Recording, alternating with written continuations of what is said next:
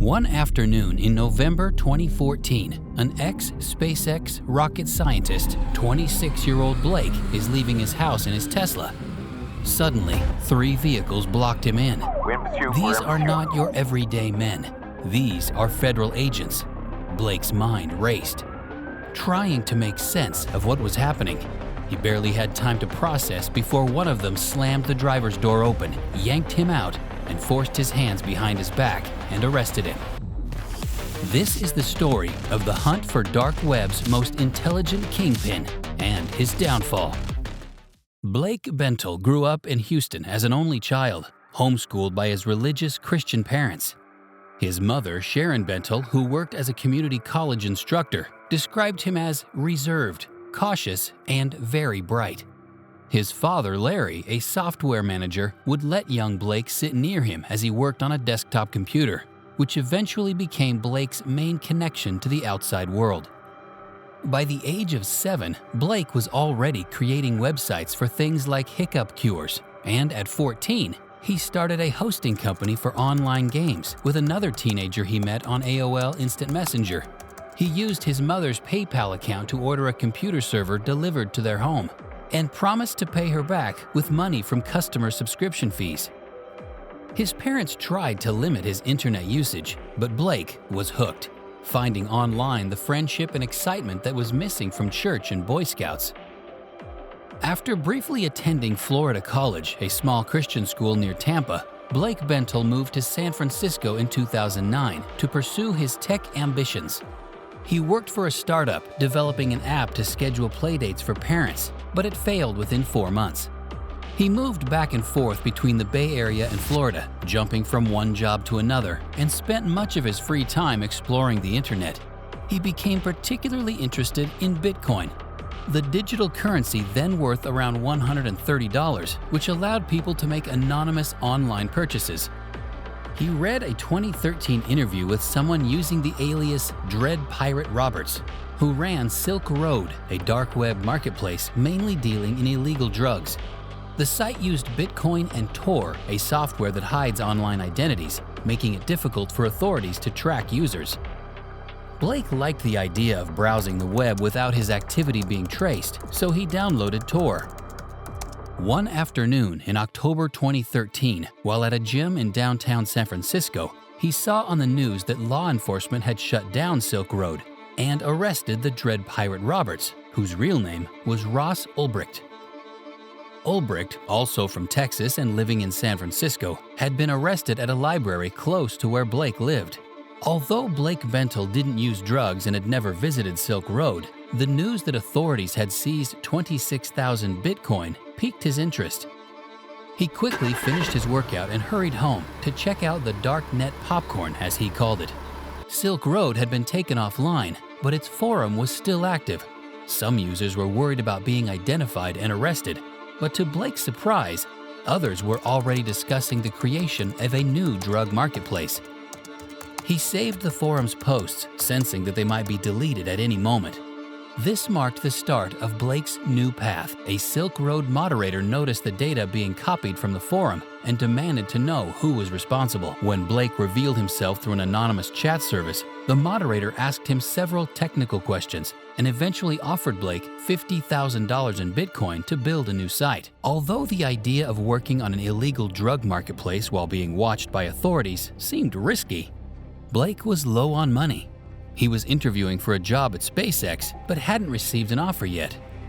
He convinced himself that working on the Silk Road project was just temporary coding with little risk. He didn't fully grasp the legal implications of his actions or consider the consequences of facilitating drug sales.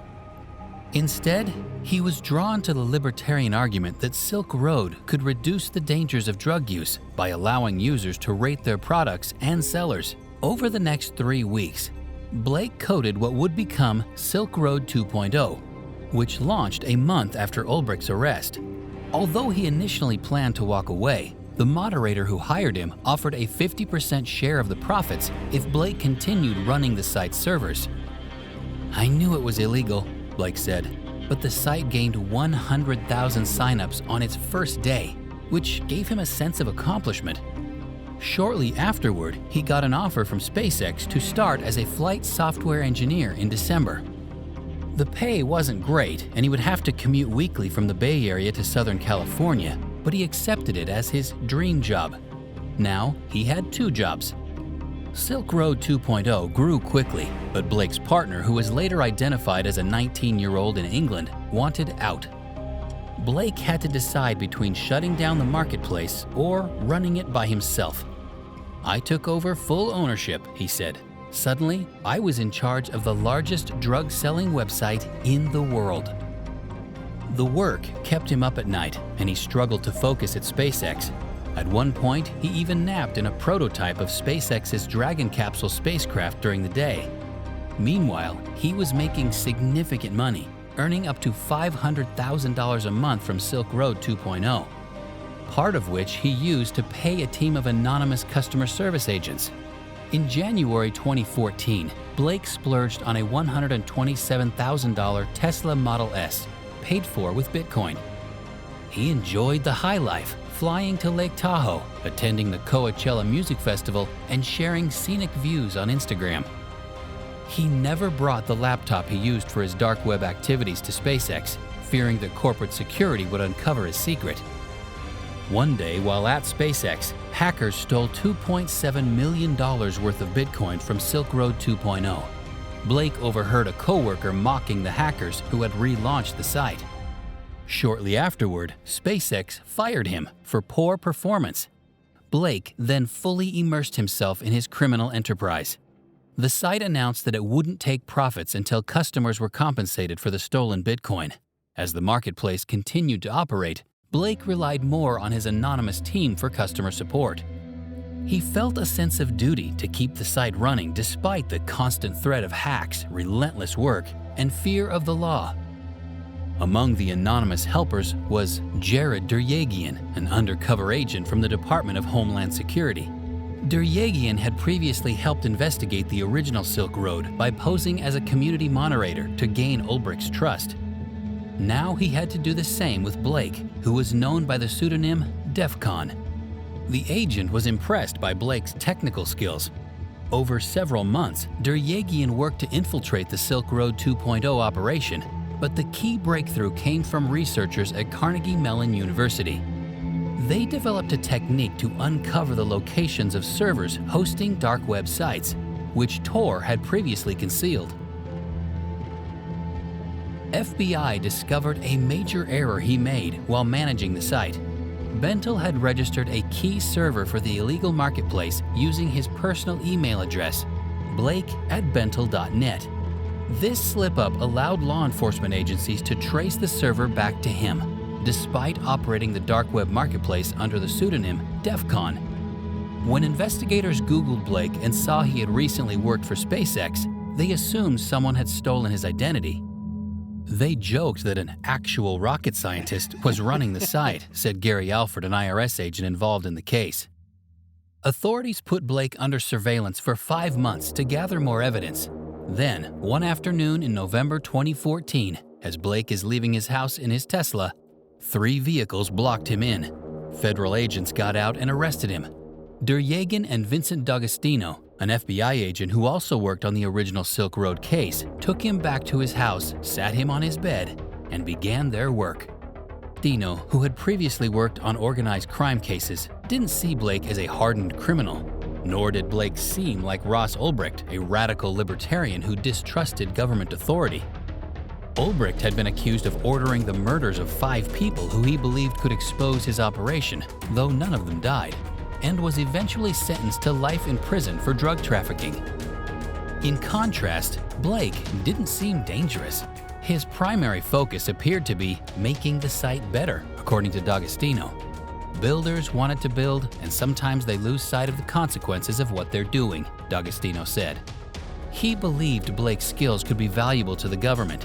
Inside Blake's apartment, D'Agostino and Duryagian told Blake they knew he was DEFCON and showed him chat logs he thought had been deleted. They informed him they had already raided his parents' home in Houston and urged him to cooperate. Blake knew he was in deep trouble. "I tried to convince them that I'm not a monster," he thought. After taking a moment to pray, He agreed to hand over the digital keys to the site and its Bitcoin wallets. He spent the night with the agents, helping them fill in gaps about how Silk Road 2.0 operated. While he couldn't name anyone involved because everyone was anonymous, he did create a tool to extract the data the authorities wanted from the site. The meetings continued, and soon Blake was left alone in a locked FBI interrogation room, working without handcuffs, but needing a chaperone to go to the bathroom.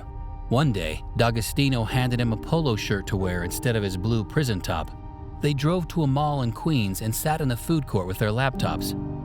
D'Agostino even gave Blake $5 and allowed him to roam the food court. The FBI agent watched him as though Blake was a young child and asked for his change when Blake returned with a coffee from Wendy's. In July 2015, Blake pleaded guilty to multiple charges, including narcotics trafficking and money laundering. He signed a cooperation agreement committing to work with the government. After spending 8 months in custody, Blake was allowed to move into an apartment in Queens. After becoming a free man in March, he had a child and moved back to Houston. During that time, he went by his middle name, Emerson, and didn't tell anyone about his past. His probation ended this March. Now Bentel, 36, is back in the tech world and doing what he initially set out to do in his career, launch a legal tech company. His latest venture, Fathom X, is a cryptocurrency startup which aims to verify crypto assets for businesses and the government.